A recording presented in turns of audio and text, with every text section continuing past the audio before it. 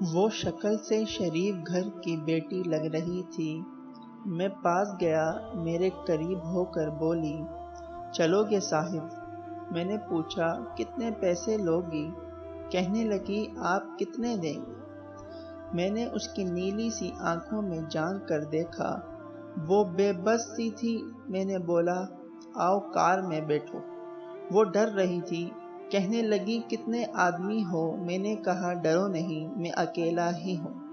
وہ خاموش بیٹھی رہی، پھر کہنے لگی، آپ مجھے سگریٹ سے اذیت تو نہیں دو گے؟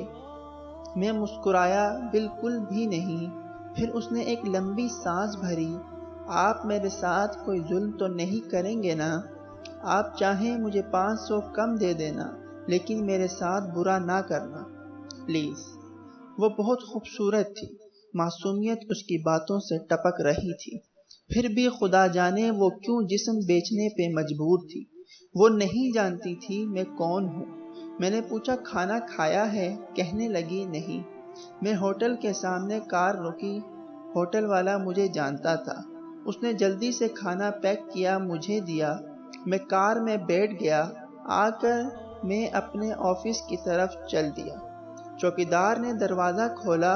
میں کار پارک کی۔ رات کے 11 بج رہے تھے، سب اپنا اپنا کام کر رہے تھے۔ وہ مسلسل میری طرف دیکھے جا رہی تھی۔ میں نے کھانا پلیٹ میں ڈالا، اسے کہا، ہاتھ دھو لو۔ وہ کہنے لگی، میں نے نہیں کھانا۔ میں نے پیار سے کہا، ڈرو نہیں، کچھ نہیں ہوگا۔ وہ ہاتھ دھو کر آئی، میرے سامنے کرسی پر بیٹھ گئی اور کھانا کھانے لگی۔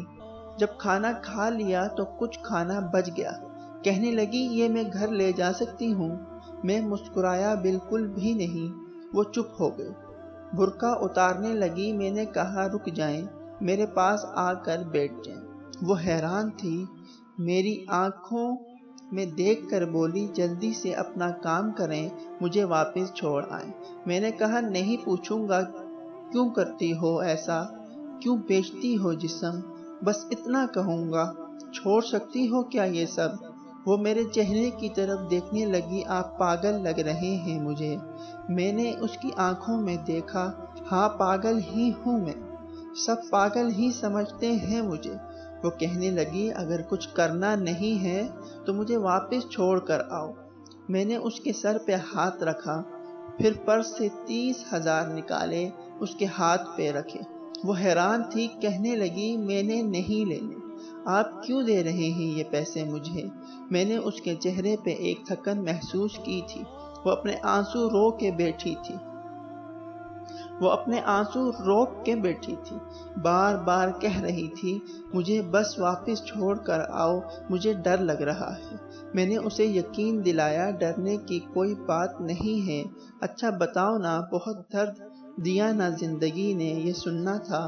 اس کی آنکھیں نم ہو گئی تھی، جیسے کوئی قیامت گر گئی ہو اس پہ۔ میں سمجھ چکا تھا کوئی بہت بڑا درد لیے گھوم رہی ہے۔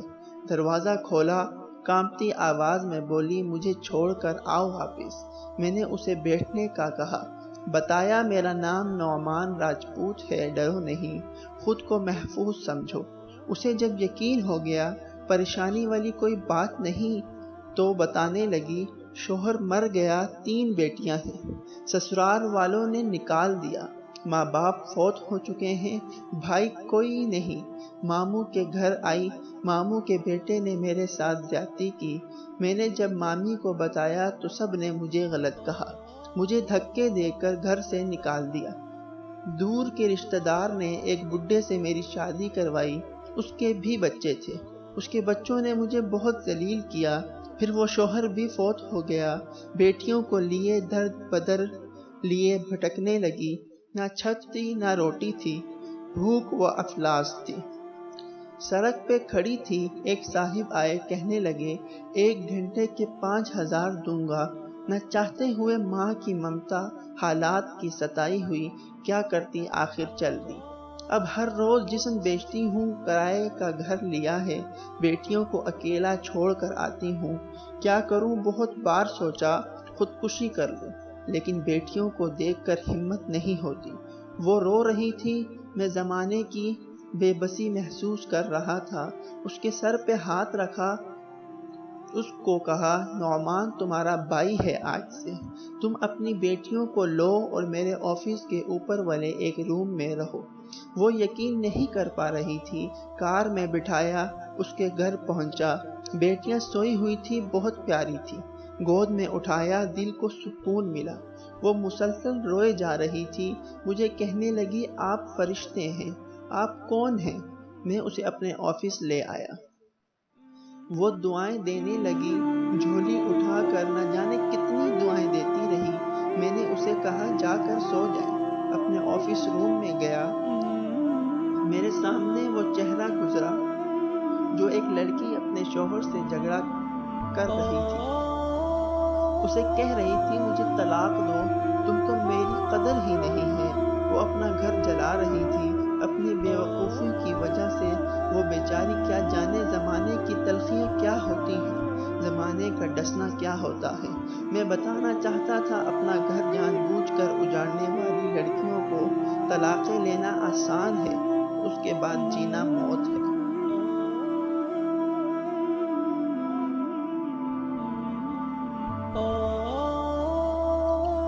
کبھی ساس کا رونا، کبھی نند کا سیاپا، کبھی جھٹانی سے لڑائی، یہ ہر گھر کی بات ہے۔ اس کا ہرگز مطلب طلاق لینا یا گھر اجاڑنا نہیں ہے۔ کم عمری میں ہی میرے سر کے بال سفید ہو گئے ہیں۔ ہزاروں آنکھوں کے آنسو دیکھ کر اپنے گھروں کو آباد رکھو۔ خدا کی قسم، ایک وقت آتا کہ نہ بھائی حال پوچھتے ہیں، نہ سگی بہنیں، سب وقت کے ساتھ چہرے کے نقاب بدل لیتے ہیں۔ نعمان ہر جگہ ہر کسی کو تھامنے کے لیے کھڑا نہیں ملے گا۔ ہاں، میری قلم شاید کسی کو بربادی سے پہلے بچا لے۔ ہم سفر کیسا بھی ہے، وہ تمہاری ڈھال ہے۔ شادی کے بعد سگے بھائی سے خرچہ لینا بھی بھیک مانگنے جیسا لگتا ہے۔ میری باتیں وہ عورت سمجھ سکتی ہے جس پہ ایسا کچھ گزرا ہے۔ ہم سفر جیسا بھی ہے، وہ تمہارا لباس ہے۔ یاد رکھنا، زمانے کے لیے تم صرف گوشت کا ایک ٹکڑا ہو۔ وہ زمانے گزرے، مدت ہوئی جب رشتوں کا پاس رکھا جاتا تھا۔ اب رشتوں سے کھیلا جا سکتا ہے، ہوس پوری کی جا سکتی ہے، پھر پھینک دیا جاتا ہے۔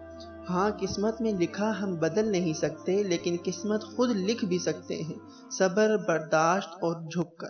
نہ جانے کتنی عورتیں صرف اس لیے گھر اجاڑ لیتی ہیں کہ اس کا شوہر اس کو ٹائم نہیں دیتا۔ ہاں، یہ شکوہ کرنا درست ہے، لیکن کیا گارنٹی ہے اس کے بعد زندگی میں آنے والا اس سے بھی زیادہ برا ہو؟ صرف ایک زندگی ہے، اس کو محبت، پیار، سمجھداری کے ساتھ گزار لو۔ میں اس معاشرے کو معاشرہ نہیں کہتا، بلکہ بدبودار سماج کہتا ہوں۔ یہاں جگہ جگہ پہ لٹیرے کھڑے ہیں، عزتوں کے، خواہشوں کے، بھرم کے، بھروسے کے، اعتبار کے۔ بس آخر پہ ایک بات کہوں گا، اگر تم کو پیٹ بھرنے کے لیے چار دیواری سے باہر نہیں جانا پڑ رہا، اگر تم کو جسم نہیں بیچنا پڑ رہا، اگر تمہارے سر پہ چادر ہے، اگر لوگ تمہارا سودا نہیں کرتے، اگر لوگ تم کو وحشیہ نہیں کہتے، اگر تمہارا دامن پاکیزہ ہے، اگر تم رات کو محفوظ پناہ گاہ میں سوتی ہو، تو نہ کرنا برباد اپنا آشیانہ، ورنہ روندی جاؤ گی، نوچ لی جاؤ گی۔ جو طلاق لیے بیٹی ہیں، پوچھو ان سے، وہ سوچ رہی ہوتی ہیں، نہ جانے کتنے بچوں کے باپ کی ہم سفر بنوں گی، نہ جانے وہ کیسا سلوک کرے گا، اور پھر ساری زندگی یہ طعنہ سنتی گزر جاتی ہے، اتنی ہی اچھی ہوتی تو طلاق کیوں لیتی؟ خیر، وہ لڑکی الحمدللہ محفوظ ہے، لیکن وہ روتی ہے زمانے کی بے بسی سے۔ اور جانتے ہو، کسی عورت کی بربادی میں کہیں نہ کہیں مرد ہوتا ہے، محبت کر کے چھوڑنے والا دعوے دار ہو یا نکاح کر کے طلاق دینے والا بدبخت۔ عورت خدا کی قسم میرے معاشرے کی زنجیروں میں جکڑی ہوئی ایک قیدی ہے، کبھی باپ کی پگڑی پہ لٹ گئی تو کبھی ساس کے زہر آلود لہجے پہ، کبھی شوہر کی انا پہ خاک ہو گئی تو کبھی اولاد کی وجہ سے۔ مرد اگر سمجھ جائے میری اس تحریر کو تو شاید میرا معاشرہ بدل جائے۔ ہاں، کچھ عورتیں ہوتی ہیں بازاروں، جن کو جتنی بھی عزت دے دو، وہ عزت کی چادر سے زیادہ بازار کی رونق بننا پسند کرتی ہیں۔ پھر ایسی بدبخت عورتیں ایک بدبودار معاشرے کو جنم دیتی ہیں۔